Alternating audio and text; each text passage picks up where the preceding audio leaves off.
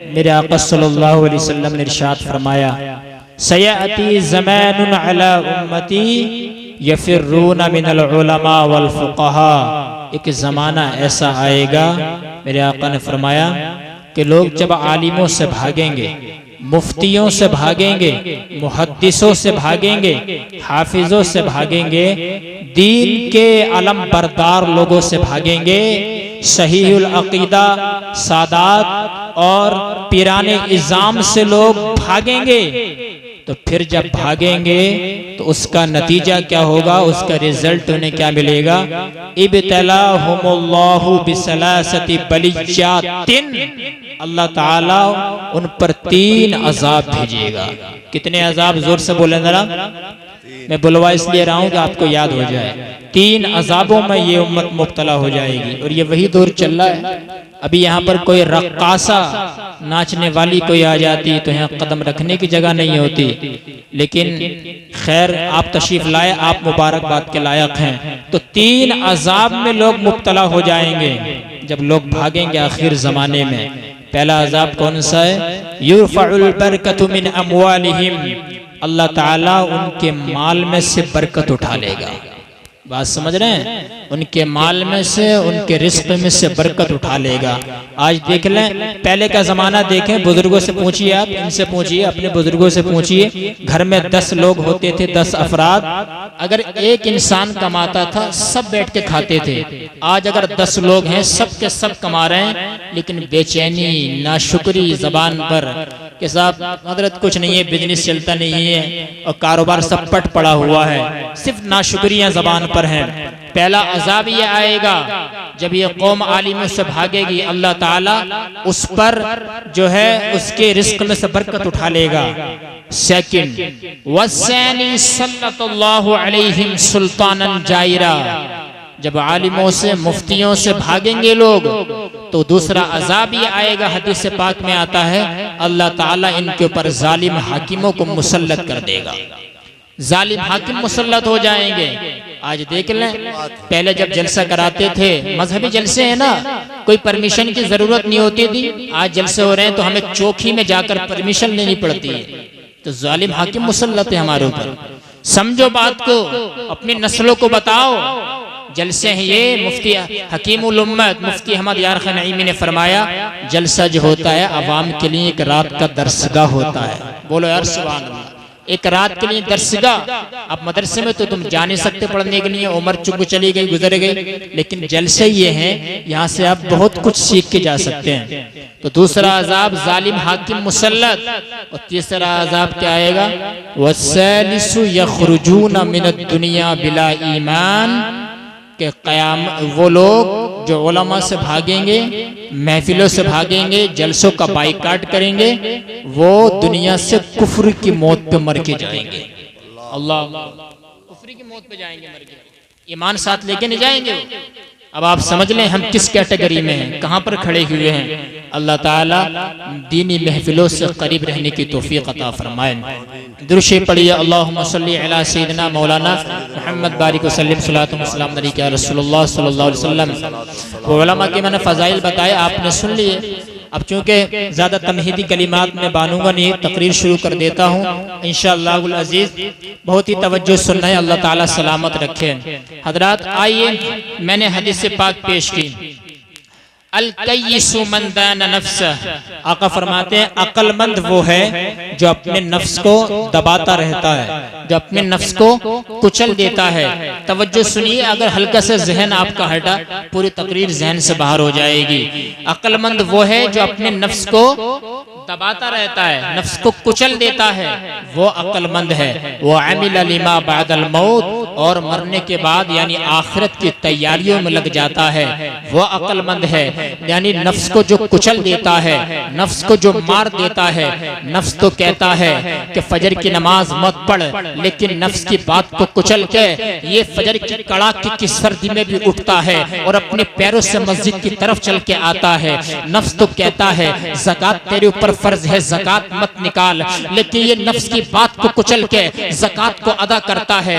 नफ्स तो कहता है कि फला बुजुर्ग वली के मजार पे मत जा, वहां पर तुझे जाकर क्या मिलेगा, लेकिन नफ्स की बात को कुचल दे और वली के मजार पे बाअदब हाजिरी दे। नफ्स तो कहता है कि 5 वक्त नमाज मत पढ़, लेकिन नफ्स की बात को कुचल दे, 5 वक्त नमाज मस्जिद में आकर के अदा कर। नफ्स तो कहता है कि माँ बाप की नाफरमानी कर, लेकिन नफ्स की बात को कुचल और न माँ बाप की फरमा बरदारी कर। नफ्स तो कहता है कि जलसों में जाकर क्या मिलेगा, मुल्ला मौलवी क्या बताते हैं, लेकिन नफ्स की बात को कुचल दे और आलिमों का अदब कर। नफ्स तो कहता है सादात किराम का मकाम बयान मत कर, लेकिन नफ्स की बात को कुचल दे, सादात किराम की इज्जत मकाम अपनी निगाहों के सामने लेकर के आ। नफ्स तो कहता है अल्लाहु अकबर कि पीरों की तौहीन कर, लेकिन पीरों का अदब कर। अक्लमंद वो है जो अपने नफ्स को दबाता रहता है और आखिरत की तैयारियां करता है। और बेवकूफ कौन है, वल अहमकु मन अतबा नफ्सहु हवाहा। बेवकूफ वो है जो अपने नफ्स की ख्वाहिश की गुलामी करता है, अपने नफ्स की गुलामी करता है।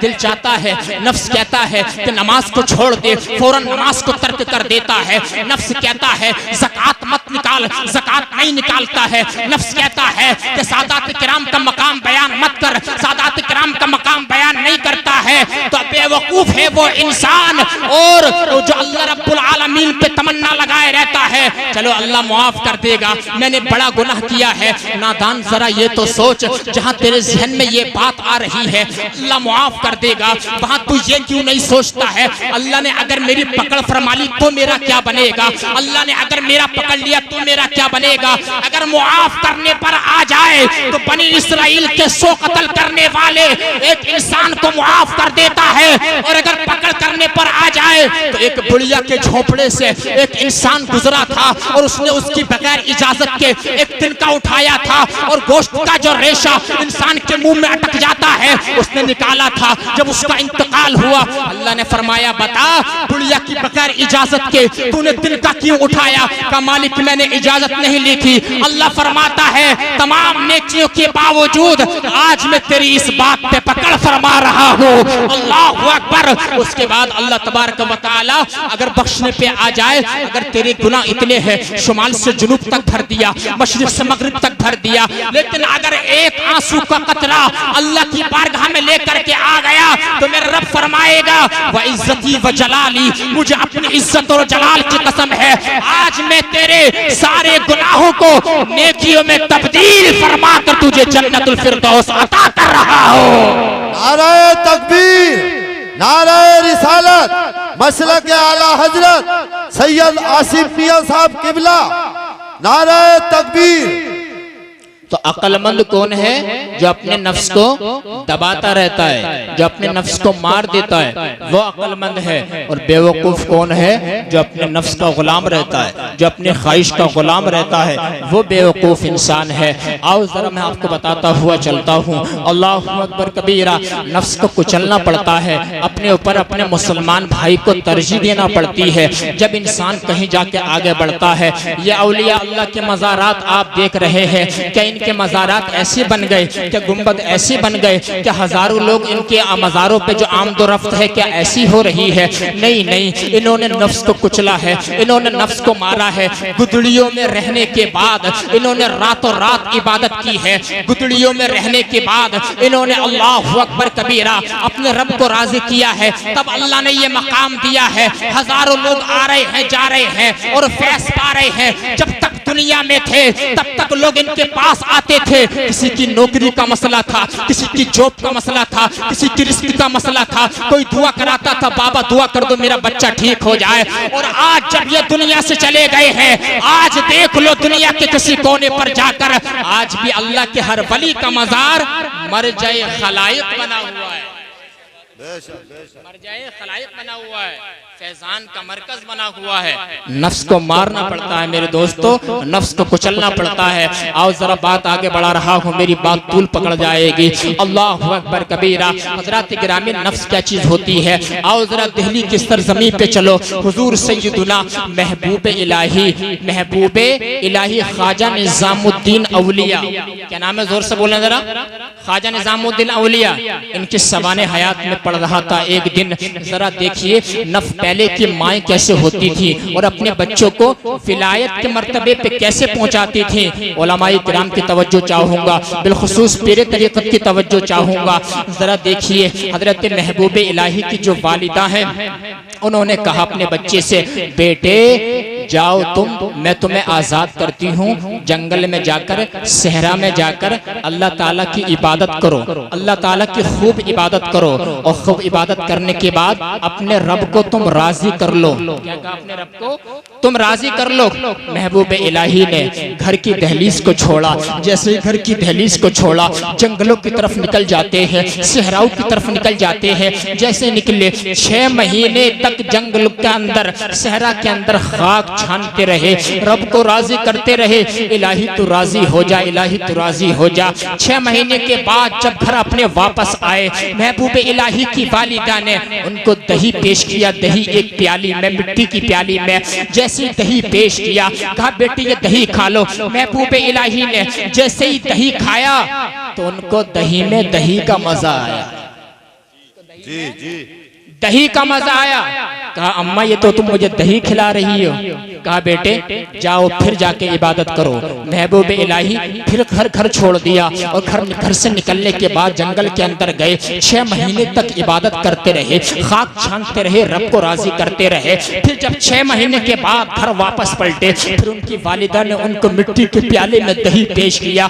महबूब इलाही ने जब दही खाया तो कहा अम्मा ये तो दही है, मैं दही खा रहा हूँ। यानी उनको दही में दही का मजा आ रहा था। अल्लाहु अकबर कबीरा। फिर उनकी वालिदा ने कहा जाओ बेटा फिर जाओ, जाने के बाद इबादत करो। तीसरी बार महबूब इलाही जब जंगल की तरफ निकले हैं, खूब मेहनत की, इबादत की और इबादत करने के बाद जब घर कदम रखा, उनकी माँ ने फिर उनको दही का प्याला पेश किया। कहा बेटी ये दही खा लो। अब की बार जब महबूब इलाही ने दही खाया तो कहा अम्मा पहले तो दही खिलाया था, अब तो मैं चूना खा रहा हूँ। अल्लाहु अकबर। अरे लहके बोलो यार सुभान अल्लाह, और बोलो मोहब्बत से सुभान अल्लाह। कहा अम्मा अब तो मैं चूना खा रहा हूँ, तुम मुझे चूना क्यों खिला रही हो? यानी उनको दही में चूने का मजा आने लगा। उनको दही में दही का मजा नहीं आया, दही में चूने का मजा आया। जब जबान का जायका खत्म हो गया और दही को वो चूना समझने लगे तो महबूब इलाही की वालिदा ने कहा बेटे तुम्हारी जबान का जायका खत्म हो गया, अब तुम दही को चूना बनाने लगे। जाओ बेटे अब तुम्हारा काम भी हो गया। अब वो वक्त आने वाला है जब तुम्हारे ऊपर विलायत के दरवाजे खोले जाएंगे। जा बेटे अब तेरा वक्त आने वाला है। अब हर तरफ तेरी अजमत के डंके बजेंगे, हर तरफ तेरी अजमत के झंडे लहराएंगे, इसलिए कि तूने अपने रब को राजी कर लिया है, नफ्स को कुचल दिया है। जब वो वक्त आया कि हाकिम ने वक्त भी महबूब इलाही के कदमों में झुकता था, अल्लाह ने वो मकाम दिया कि महबूब इलाही को वलियों में मुमताज मकाम अता फरमा दिया। सुभान अल्लाह, सुभान अल्लाह। अता फरमाया किसको? महबूब इलाही को। सुभान अल्लाह। यानी उनको दही में जब चूने का मजा आने लगा, जबान का जायका खत्म हो गया। अल्लाह वाले ऐसे नहीं बनते हैं, बहुत मेहनतें करनी पड़ती हैं, बड़े शौकों को, ख्वाहिशात को मारना पड़ता है मेरे दोस्तों, तब जाके इंसान अल्लाह का वली बनता है। अल्लाहु अकबर कबीरा। मैं आपको क्या बताना चाह रहा हूँ और आप क्या सुन रहे हैं? आओ जरा आगे बढ़ता हूँ। उससे पहले सब लोग हाथ उठा के बोले लब्बैक या रसूल अल्लाह। लब्बैक या रसूल अल्लाह। नफ्स को कुचलना पड़ता है। और इमाम अब्दुर रहमान इब्ने जोजी रहमतुल्लाह अलैह की किताब उयूनुल हिकायात याद कर लीजिए आप। उयूनुल हिकायात के अंदर बड़ी शानदार हिकायत लाए इमाम अब्दुर रहमान इब्ने जोजी रहमतुल्लाह अलैह। देखो नफ्स कैसे कुचलना पड़ता है और अपने ऊपर दूसरे को तरजीह देना पड़ती है। उन्होंने लिखा है कि सादात की मोहब्बत पर एक औरत को दुगना इनाम मिला। बोलो यार सुभान अल्लाह। दुगना इनाम मिला कैसे, वो मैं बताने वाला हूं आपको, जरा सुनिए और माशाअल्लाह तवज्जो सुनना है आप। इमाम अब्दुल्ला वाक़िदी रज़ियल्लाहु ताला अन्हु फरमाते हैं कि ईद का मौका था। ईद का मौका, तवज्जो फरमाइए, ईद का मौका था और हमारे घर का राशन बिल्कुल खत्म हो चुका था। ईद दिन ब दिन करीब आ रही थी और घर के अंदर जो है मुफलिस कल्लाश ने डेरा जमा लिया था। घर के दरवाजे पर जो है गुर्बत ने डेरा जमा लिया था। कहते हैं मैं बड़ा परेशान हुआ, घर का राशन भी खत्म होने वाला है। अल्लाहु अकबर। तो उनकी बांदी ने आकर के कहा कि हुजूर किसी गुलाम से कुछ, किसी अपने दोस्त से कुछ लेकर के आई है। हजरत इमाम अब्दुल्ला वाक़ी ने अपने घर की दहलीज को छोड़ा और अपने एक दोस्त ताजिर के पास जाते हैं। जैसे ही उसके पास गए, कहा ईद बिल्कुल करीब है और मेरे पास कुछ नहीं है, तुम्हारे पास अगर कुछ हो तो दे दो। तो उनके ताजिर दोस्त ने 1200 दिरहम उनको पेश कर दिए। कितने दिरहम, जोर से बोले जरा, 1200 दिरहम। जैसे ही 1200 दिरहम पेश किए, घर को लेकर के आए, कहा अब हमारी ईद बड़ी अच्छी से गुजर जाएगी, कपड़े बन जाएंगे, अच्छी ग़िज़ा हमें मिल जाएगी। ये सोच रहे थे, अभी थैली को खोल करके भी नहीं देखा था कि दरवाजे पे एक दस्तक होती है। अल्लाहु अकबर। कहा कौन? कहा मैं जो हूँ एक आले रसूल, एक सैयद ज़ादा हूँ। कहा किस लिए आए हो? कहा इसलिए आया हूँ कि मेरे घर पे जो ईद बिल्कुल करीब आ चुकी है। हमारे घर पे जो है अगर आपके पास कुछ हो तो बतौरे कर्जा आप हमें कुछ इनायत फरमा दीजिए। अल्लाहु अकबर। इमाम वाक़िदी ने अपनी बीवी से मशवरा किया, बताओ क्या करें? मेरा दिल तो कहता है कि आधी रकम हम रख लेते हैं और आधी इस सैयदजादी को दे देते हैं। जब उन्होंने इतना कहा तो उनकी बीवी जो थी, इश्क व मोहब्बत की एक मोजज़न थी, वो एक सादात इकराम से प्यार करती थी। उसने कहा कि तुम्हारा दिल इस बात पे राजी है, तुम्हारा दिल इस बात पे राजी है कि तुम अपने ताजिर दोस्त से कुछ मांगने के लिए गए तो उसने 1200 दिनार दे दिए और आज तुम्हारी चौखट पे दोनों आलम के मालिक मुख्तार का शहजादा आया हुआ है, इमामुल अंबिया का शहजादा आया हुआ है। क्या तुम्हारा इश्क गवारा करता है कि तुम उसको आधी रकम दे दो? कहा नहीं नहीं, मेरा इश्क भी गवारा नहीं करता है। कहा जाकर के जाओ 1200 दिरहम उसको हिबा कर दो, उसको नजराना पेश कर दो। जब इतना कहा, अल्लाहु अकबर कबीरा, 1200 दिरहम जो है इमाम अब्दुल्ला वाक़िदी ने उस सैयदजादे को आकर के दे दिए, आले रसूल को आकर के दे दिए। अब क्या हुआ? अब जैसे ही जा रहा था वो आले रसूल फातिमातुज़ ज़हरा के चमन का एक फूल जब रास्ते में गुजर रहा था तो वही ताजिर मिल जाता है। कहा मेरे घर पे भी बड़ी गुर्बत है, अगर कुछ हो तो दे दो। उन्होंने कहा वो सैयदजादे के नबी के घराने की सखावत देखो जरा। अल्लाहु अकबर। जो 1200 दिरहम वो लाए थे, उन्होंने 1200 दिरहम उसको अता फरमा दिए और वो अपनी थैली को पहचान गया कि ये तो वही थैली है जो मैंने अपने दोस्त को दी थी। अपने दोस्त के करीब आया और आने के बाद कहा था ये थैली तो मैंने तुम्हें अता की थी, तुमने किसको दे दिया? कहा मैंने एक सैयदजादे को हिबा कर दी थी, एक आले रसूल को दे दिया था, इसलिए कि मैंने हदीस से पाक सुनी है। मेरे नबी ने इरशाद फरमाया कि जो दुनिया के अंदर मेरी औलाद की जरूरत को पूरा करेगा या उनकी जरूरत को पूरा करेगा, उनकी परेशानी को दूर करेगा, फ़इन्नी उशफ़्फ़िउ लहू यौमल क़ियामा, जब क़यामत का दिन होगा तो मैं उस इंसान को हाथ पकड़ के जन्नतुल फिरदौस में दाखिला अता फरमा दूंगा। सुभान अल्लाह। तो उन तीनों ने क्या कहा? जरा सुनिए, बात आगे बताने जा रहा हूं। उन तीनों ने क्या कहा? हमने अपने ऊपर एक दूसरे को तरजीह दी। उस वक्त का गवर्नर हाकिम था यहया इब्ने खालिद। यहया इब्ने खालिद। तो जब खबर हुई कि फला गांव बस्ती में कुछ लोग जो है मकरूज हैं, परेशान हैं, उसने अपना कासिद भेजा और कहा मेरी तरफ से माजरत तलब करना कि मैं उनकी हालात से वाकिफ नहीं था। यहया इब्ने खालिद ने 10,000 दिनार भेजे और कहा 2000 इमाम अब्दुल्ला वाक़िदी तुम रख लेना और 2000 दिनार जो है उस ताजिर को दे देना।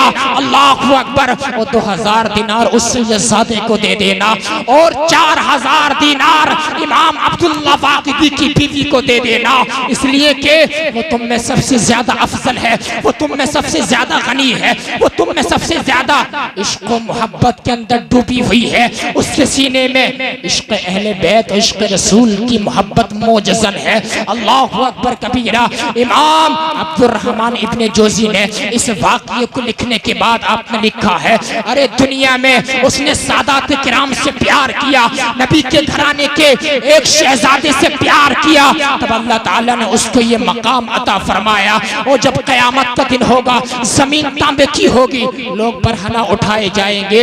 अल्लाहु अकबर कबीरा। तो कयामत के दिन आका अलैहिस्सलाम अगर तेरी खिदमत अपनी औलाद के साथ देखकर अगर मुस्कुरा गए तो इंशाअल्लाह जन्नतुल फिरदौस में तुझे जन्नत का हकदार बना दिया जाए। बेशक बेशक सुभान अल्लाह। नारे तकबीर, नारे रिसालत, मसलक के आला हजरत सैयद मोती मियां, सैयद आसिम मियां, नारे तकबीर। अंदाजा लगाइए आप, यानी जो प्यार करता है अहले बैत के किसी फर्द से, अल्लाह तबारक व तआला दुनिया और आखिरत में उसको सरखुरू फरमा देता है। अल्लाह अकबर। तो मैंने ये आपको एक बात बताई, जो नफ्स को कुचल देता है अल्लाह ताला उसका मकाम बहुत बड़ा कर देता है। तो इन्होंने नफ्स को कुचला है, इन्होंने बहुत मेहनत की है, तब जाकर ये मकामात मिले हैं। अल्लाह अकबर। आओ एक अपने खानदान की छोटी सी करामत बता देता हूँ। मेरे भाई सैयद सुहेल मियां इस करामत की तस्दीक करेंगे। अल्लाह अकबर। मैंने किताब में पढ़ा है, हमारे खानदान के एक बुजुर्ग हैं हुजूर सैयदुना गुलाम जिलानी मियां। अरे जोर से बोलो यार पीछे वाले, सुभान अल्लाह। हमारा खानदान कोई 50-100 साल पुराना नहीं, बल्कि 450 साल। कितने साल पुराना? जोर से बोलो जरा। 450 साल।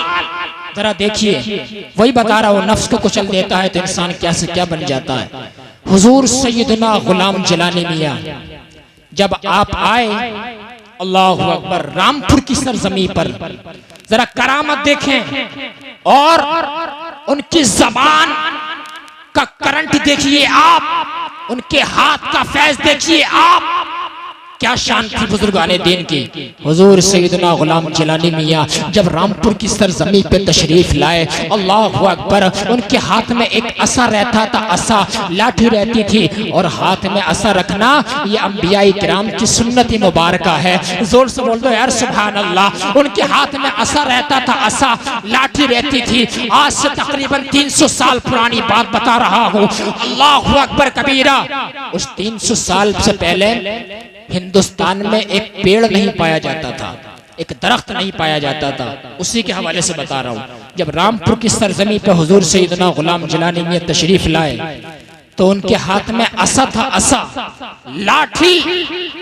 उस आले रसूल ने, जहां उनकी खानका थी, उन्होंने वहां पर जो कि जमीन के अंदर उस लाठी को गाड़ दिया।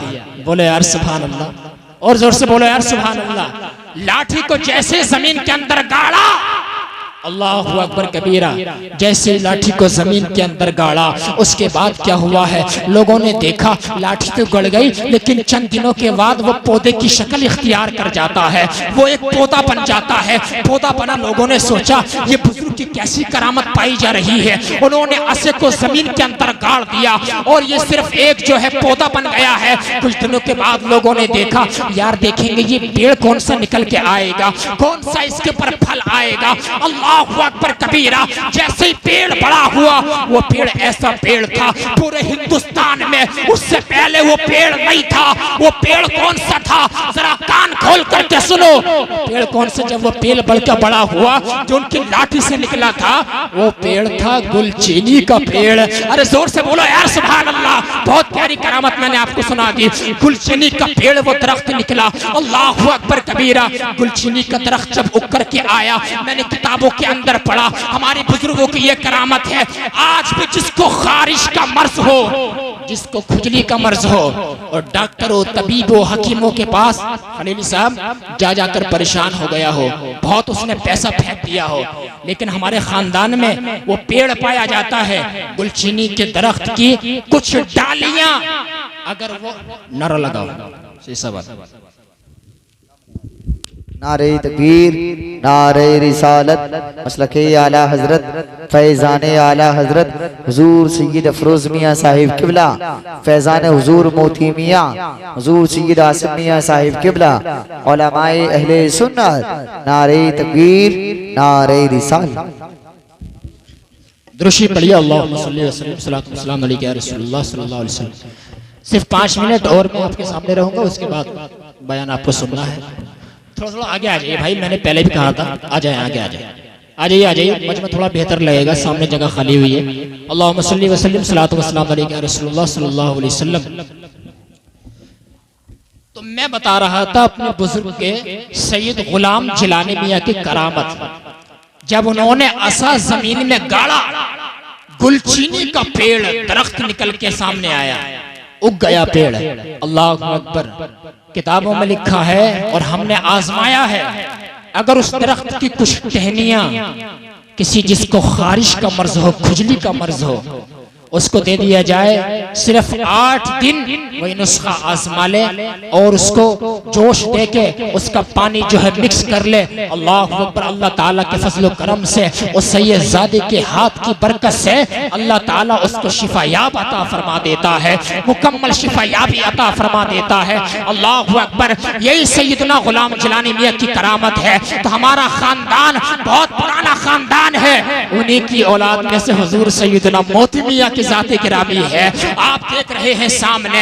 अल्लाह अकबर कबीरा। इनकी करामतें भी कुछ कम नहीं है। अगर मैं बयान करने पे आ जाऊं, ये रात गुजर जाएगी, छोटी पड़ जाएगी, लेकिन इनकी मुकम्मल करामतें मैं बयान नहीं कर सकता हूँ। इनकी चूंकि करामत से ज्यादा हमें इनकी सीरत बयान करनी चाहिए।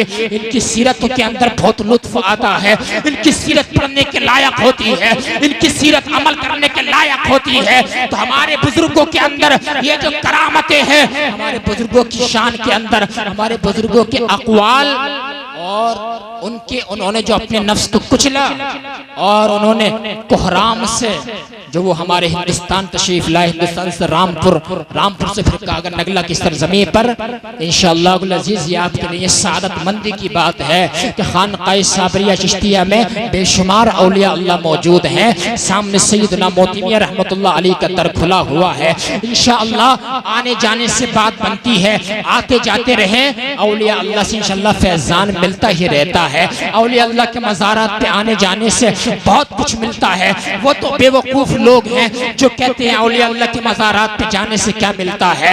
अल्लाह अकबर कबीरा। जो एक उसमें एक शो में कह रहा था, ये जो होते हैं कि बरेलवी माज़अल्लाह कि जो हैं जो पड़ा हुआ होता है, जो ये पड़े बुत को पूछते हैं, और हिंदू जो होते हैं ये खड़े बुत को पूछते हैं। माज़अल्लाह रब्बिल आलमीन। हमारे किस आलिम ने कहा है कि जो मज़ारों पे तुम जाओगे, वो जो औलिया अल्लाह के मज़ारात हैं उन पे तुम शिर्क करो? नहीं माज़अल्लाह। आम से आम मुसलमान भी जब जाता है तो वो इसलिए जाता है कि इनके पास जो भी कुछ है वो अल्लाह ताला का अता करता है, अल्लाह ताला का दिया हुआ है। मुझे जो भी मिलेगा अल्लाह ताला का हकीकी माना में अल्लाह ताला ने इनको अता फरमाया है। अल्लाह अकबर कबीरा। आज जाके देख लें आप अजमेर शरीफ में भी। अल्लाह अकबर। ख्वाजा साहब भी गया था मैं अजमेर शरीफ की दरगाह शरीफ पे, सुल्तानुल हिंद है, अताए रसूल हैं, उनके मज़ार शरीफ में यकीन मानिए इतनी रौनक है, इतनी रौनक है, अगर आदमी दिल की निगाहों से देख ले तो दुनिया भूल जाएगा। ख्वाजा साहब के मज़ार में वो रौनक है। तो ये रौनक आई कहाँ से है? अल्लाह अकबर। इनकी ये करामत इनको कैसे मिली है?